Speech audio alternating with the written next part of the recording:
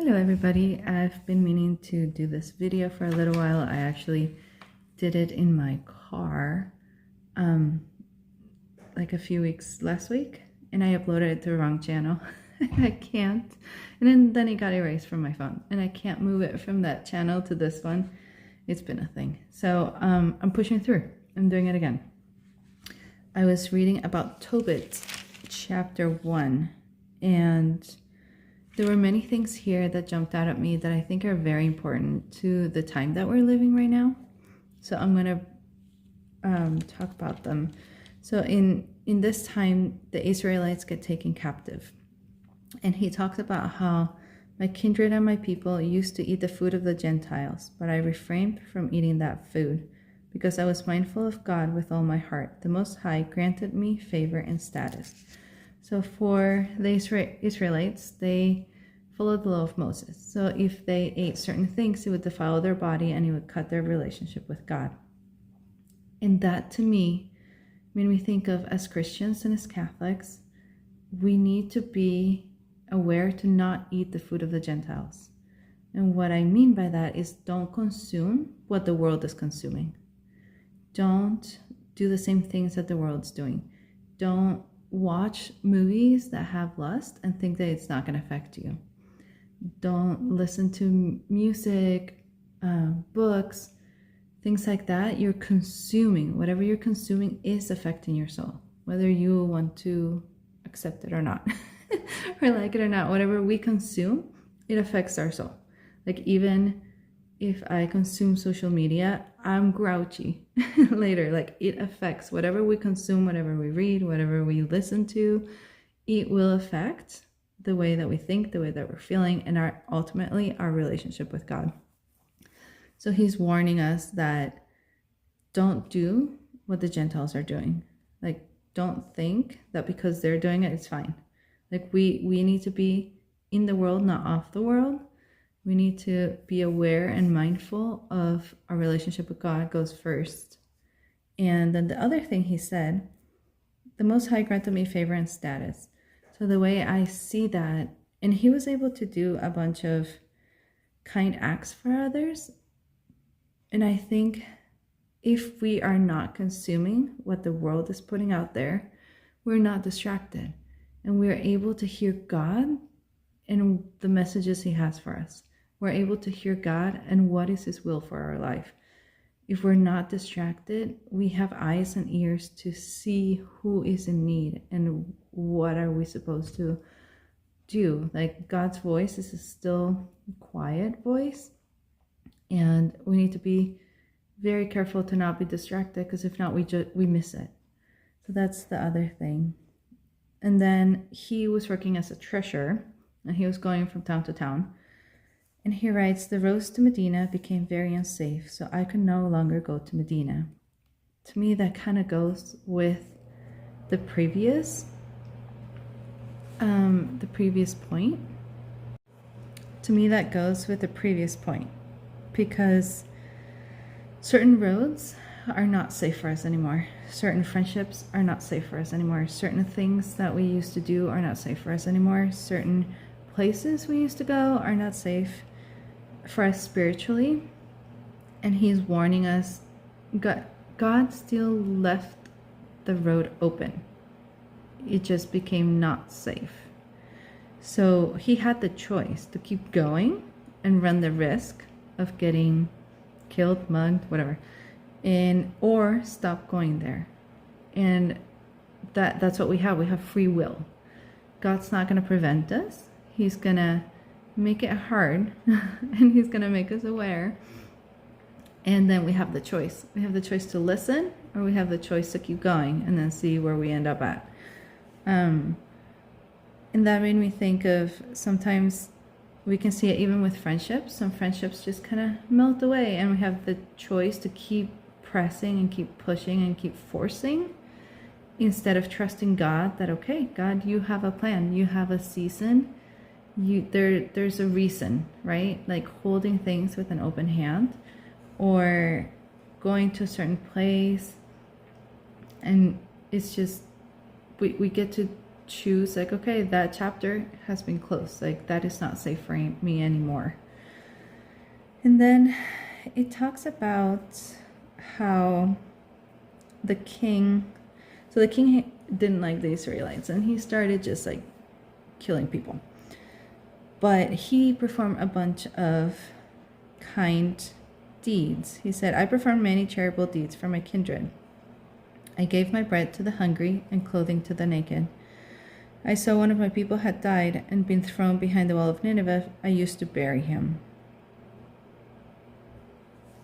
So that to me, I think I'm going to call it the apostolic acts of mercy, because in my head, I think that we are no longer in a Christendom society. Our society is no longer values based, even if people didn't fully believe in Christ, like the values were there, right? And we are no longer in a Christendom society. I think we are in a apostolic era. I think we need to be like Acts 29 and the apostles and go out there and do acts of mercy.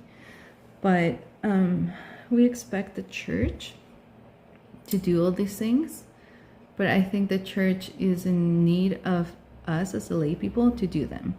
And I'm not talking of the acts of mercy is feed the hungry, clothe the naked, bury the dead, but I'm talking about them in a more apostolic way, as in feed the hungry is not just food, like here's food, but also spiritual food. Like there's so many people that are hungry for the truth, so many people that are hungry for peace, so many people that are hungry for answers, and we are the bread. Like we're the bread that gets offered, like my friend Annie told me one time, because I was telling her, I was like, I feel like I'm getting broken. She's like, you are.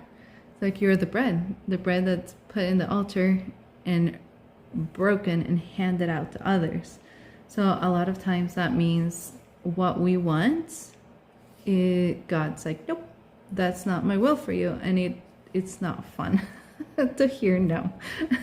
You do feel like you're broken, but you're broken for a reason. Like the reason is so that you can reach out and help other people and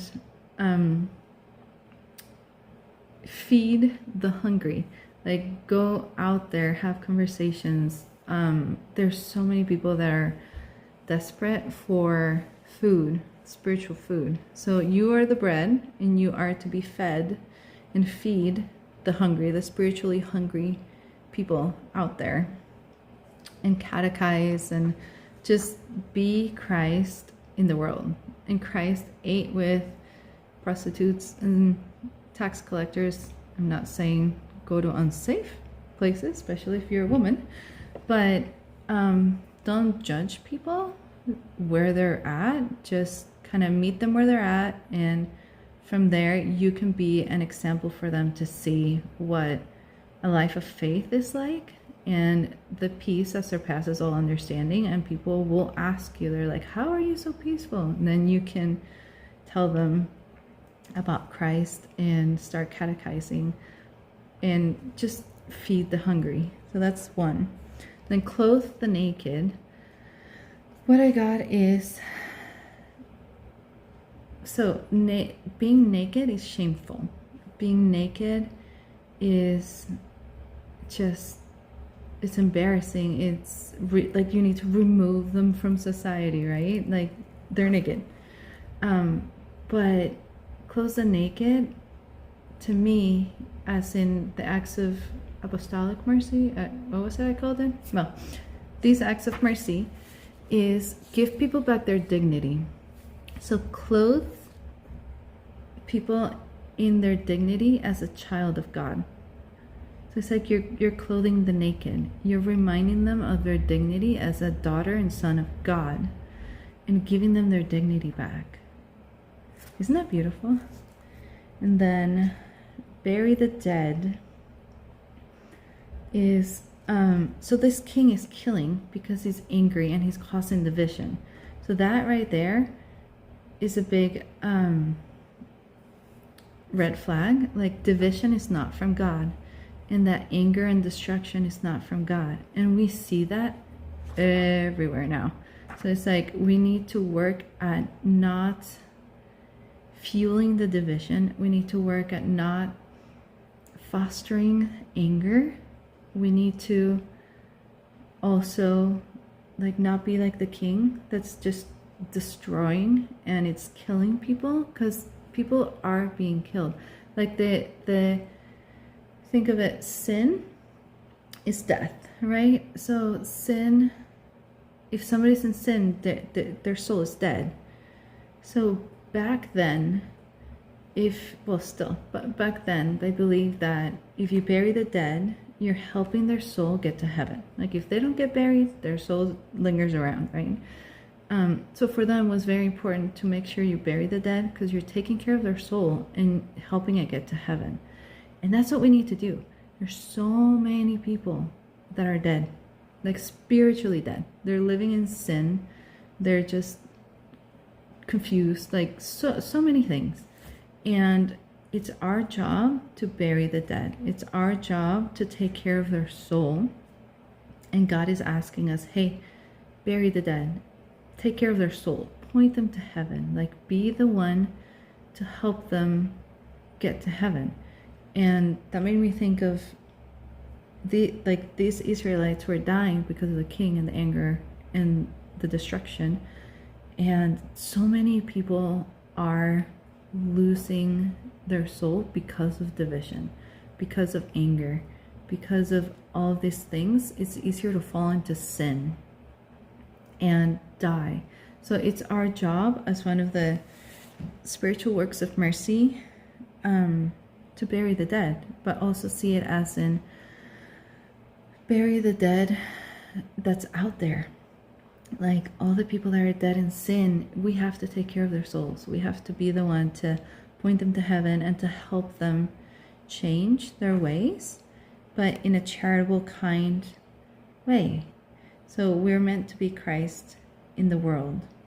And then it jumped out at me because the king found out what he was doing and he went after him. So it's like when we are doing good spiritual things, like we get attacked. We get attacked by people, we get attacked by the enemy, we just get attacked. And people will talk and people will be people. Like it's just what it is. And we're not to coward and we're not to shrink back, but keep going. Like keep doing God's will for your life. Keep not consuming what the world's consuming. Keep not going through the paths that are not safe for you anymore. Keep feeding the hungry. Keep clothing the naked. Keep burying the dead. Because here he goes into how I think it's one of the king's sons then interceded on his behalf. So it's like God is there with us the whole time. He's always there with us. He will intercede for your behalf. Like he will take care of you. He will watch out for you. He will guide you and guard you every step of the way. So that's kind of what I got from reading Tobit 1. I wanted to keep going, but I felt like, no, this is just the one reading that you're doing. And I thought I would do this video again because it's important to think of the acts of mercy also in a spiritual way. And yesterday at a meeting, they were talking about what is our mission and how we need to be mission oriented. And it made me think again about this reading and what is our mission. Like I think our mission is to do these acts where we're at. So feeding the hungry, not just physically but spiritually. Like even if you're a stay-at-home mom, like feeding the hungry is like, yes, you give food to your children, but you also give them spiritual food. You're also training them in the way of the Lord. You're also helping them develop a relationship with Jesus. So it doesn't matter, like if you're a teacher, you can do that. Well, it's harder if you're in public school, but you can do that in different ways, in just kind of more like earth grounded ways, that because there's so many ways you can't deny God. Like, just, hey, why were you made? Like, what is the point of your existence? Like, just that one question, to help people start thinking and help people learn. And those who are seeking will come to you. Like, they will come to you and they will ask questions. So it's our job to make sure that we're not consuming junk, because that's what's going to come out, but that we're consuming the right things, and that we are not distracted so we can hear God's voice. And then clothe the naked, which is remind people of their dignity, and clothing them in their dignity and in their identity as a child of God. And bury the dead. So don't foster division, don't foster anger, don't jump in there. Like, try to spread love. Like, and I know that's really hard, especially with politics and stuff, but try to show up as Christ did, and just focus on love, and focus on rescuing their souls, and focus on burying the dead. There's so many people out there that are just dying, and we are to help them with our prayers, with our words, with just the way we show up. Like, there's nothing more, I think, important than an example, and that catches people's eye. So I just wanted you to know what I got from my prayer from the other day, and I do think that's what kind of our mission that we're supposed to be doing. We're the church militant. We're the ones here fighting fighting the good battle, and that's a big way that we can show up. So I thought I'd share, and have a great day.